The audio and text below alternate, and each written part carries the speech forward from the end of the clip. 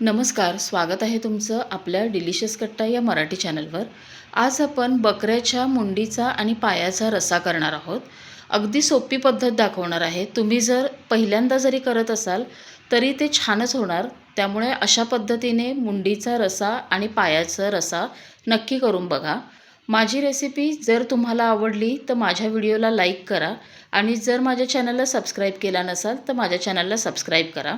तर चला आता हा मुंडीचा आणि पायाचा रस्सा कसा करायचा आहे ते बघूया. आता सुरुवातीला आपण मसाला करून घ्यायचा. तर यासाठी इथे मी एक मीडियम साईजचा नारळ फोडून असं किसून घेतलं आहे. त्यानंतर सुकं खोबरं अर्धी वाटीपेक्षा थोडंसं कमी सुकं खोबरं किसून घेतलं आहे. इथे 15 ते 20 लसणाच्या पाकळ्या, थोडं आलं आणि एक मोठा कांदा घेतला आहे. जर लहान कांदे असतील तर 2 कांदे घ्या. कोथिंबीर घेतली आहे. आता गरम मसाल्यामध्ये इथे मी आपले पोहे खाण्याचे 2 चमचे धने घेतले, 4 चमचे पांढरे तीळ आणि एक लहान चमचा जिरं घेतलं आहे. त्यानंतर 5 हिरवी वेलची, थोडं जावेत्री घेतलं आहे, दालचिनी घेतली आहे, एक 6 ते 7 लवंग घेतले आहेत आणि स्टारफूलचा एक छोटा तुकडा घेतला आहे. आता आपण मसाला भाजायला घेऊया. आता सुरुवातीला खडा मसाला घातला आहे, तो थोडासा भाजून घ्यायचा आहे. आता हा खडा मसाला भाजला आहे, काढून घ्यायचा आहे. खूप पण याला असं काळं नाही करायचं. आता याच्यातच आपण जे धने, जिरं आणि पांढरे तीळ घेतले ते घालायचे आणि तेही थोडे परतून घ्यायचे आहेत आपल्याला.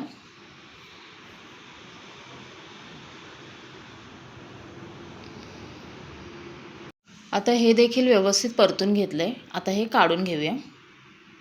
आता याच कढईत थोडंसं तेल घालायचं, एखाद दुसरा चमचा, आणि आपण जो कांदा चिरून घेतला आहे तो याच्यात घालायचा. आता कांदा थोडासा भाजून घ्यायचा आहे आपल्याला गुलाबी रंगावर. आता कांदा थोडा भाजत आला की याच्यातच आपण जे आलं लसूण घेतलं आहे ते घालायचं आणि तेही कांद्याबरोबर थोडं आपल्याला परतून घ्यायचं आहे. आता कांदा व्यवस्थित भाजला आहे. याच्यातच आता सुकं खोबरं घालायचं आणि तेही भाजून घ्यायचं आहे. आपण ओलं खोबरं भाजायचं नाही आहे, ते तसंच घ्यायचं आहे. आता मसाला सगळा भाजून झाला आहे. आता हा ताटात काढून घ्यायचा आणि हा थंड करायचा आणि वाटताना याच्याबरोबर ओलं खोबरं आणि कोथिंबीर मिक्स करून याला बारीक असं मिक्सरमधून वाटून घ्यायचं. आता इथे आपला मुंडी आणि पायाच्या रशासाठी लागणारा मसाला वाटून तयार आहे. असं एकदम बारीक वाटायचं. आता इथे मी बकऱ्याच्या मुंडीचं मटण घेतलं आहे. आमच्याकडे मुंडी व्यवस्थित भाजून साफ करून त्याला व्यवस्थित चिरून असं मिळतं. मग आता आम्ही तसंच आणलं आहे. आता मी हे घरी आणल्यावरती स्वच्छ धुवून घेतलं आहे. आता आपण लगेच याचा रस्सा करायला घेऊया. आता आपण मुंडीचा रस्सा करण्यासाठी मी कुकर घेतला आहे. आपण डायरेक्ट कुकरमध्ये करायचे आहे. तर आता कुकरमध्ये मी तेल घालून घेतलं आहे. तेल गरम करून घेऊया. तेल गरम झालं की इथं मी एक मोठा कांदा असा बारीक चिरून घेतला आहे, तो घालायचा आणि कांदा तेलामध्ये आता व्यवस्थित भाजून घेऊया. आता कांदा भाजत आला की त्याच्यामध्ये एक मोठा टोमॅटो घ्यायचा. टोमॅटोही मोठाच घ्यायचा आणि तो टोमॅटो देखील कांद्याबरोबर भाजून घेऊया. आता इथे कांदा टोमॅटो व्यवस्थित भाजला आहे. आता गॅस कमी करायचा आणि आपण ह्याच्यात आता सुके मसाले घालायचे आहेत. आता इथे मी एक 6 चमचे आपले कांदा लसूणची चटणी आहे ती घालणार आहे. आपले पोहे खाण्याचे चमचे असतात ते 6 चमचे घातलेत. आता तिखट तुम्हाला जसं आवडतं आहे त्याप्रमाणे घाला. एक लहान चमचा हळद घालायची. आता हे मिक्स करून घेऊया.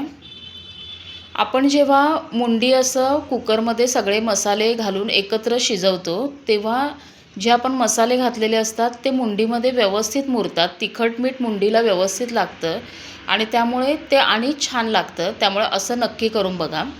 आता आपण जो मसाला वाटून घेतला आहे तो याच्यात घालूया. मिक्स करायचं. आता मी जो सगळा मसाला वाटला आहे त्याच्यातला निम्म्या मसाल्यापेक्षा थोडा कमी मसाला याच्यात घालणार आहे.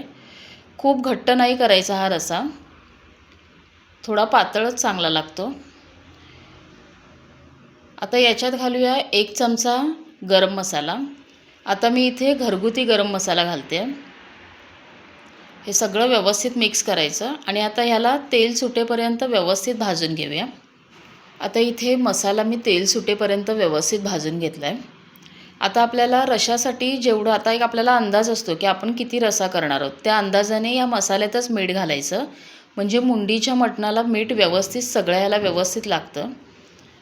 आता आपण जे मुंडीचं मटण धुवून ठेवलं होतं ते याच्यात घालायचं आहे.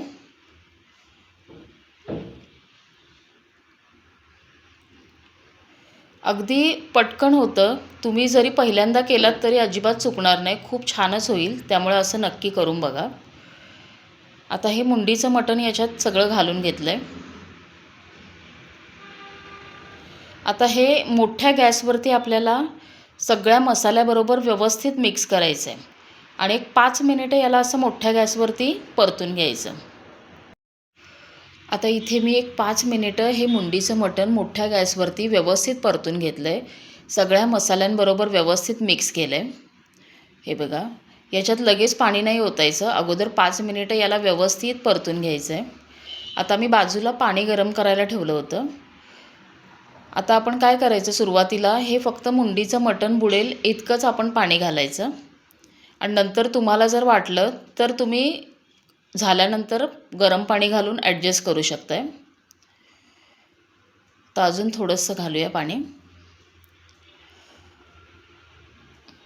आता हे व्यवस्थित हलवून घेऊया आणि आता याला एक चांगली पहिला झाकण लावायच्या आधी उकळी येऊ देऊया. आता इथे याला बघा उकळी यायला सुरुवात झाली आहे. परत एकदा थोडं हलवून घ्यायचं. आता याला झाकण लावायचं आणि 2 शिट्या करून घ्यायच्या. जर मुंडी खूप कोवळी असेल तर फक्त एकच शिटी करायची. आता मी याला 2 शिट्या करून घेते. आता इथे 2 शिट्या झाल्यावरती मी गॅस बंद केला होता आणि कुकर थंड झाल्यावर उघडलं आहे. बघा, आता हे अगदी व्यवस्थित शिजलं आहे. जसं शिजायला पाहिजे तसं परफेक्ट शिजलं आहे. रंगही बघा किती सुंदर आला आहे. आता हा आपला मुंडीचा रस्सा करून तयार आहे. आता इथे बकऱ्याचे पाय देखील भाजून असे व्यवस्थित चिरून दिले होते.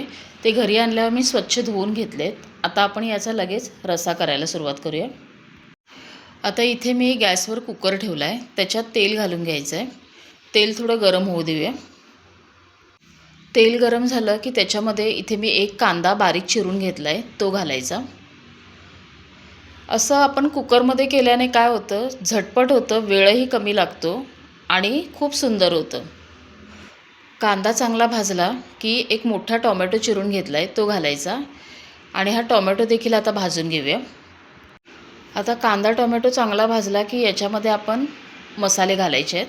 आता गॅस कमीच केला आहे. 4 चमचे इथे मी कांदा लसूणचा मसाला घातला आहे. एक लहान चमचा हळद घालायची.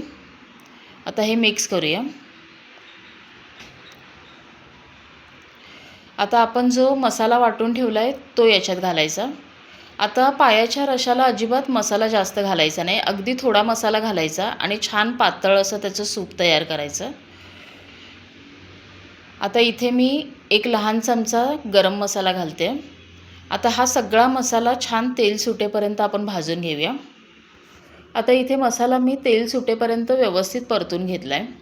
आता रशासाठी जे मीठ लागणार आहे ते इथंच घालायचं. व्यवस्थित मिक्स करून घ्यायचं.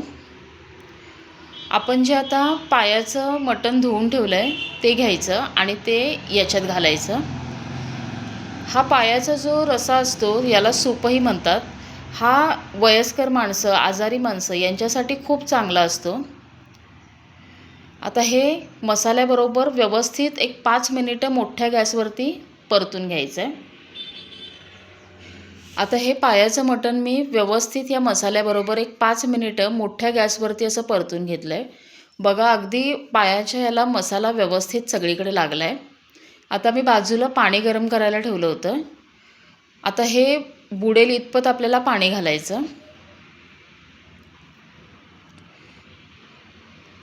आता हे मिक्स करून घेऊया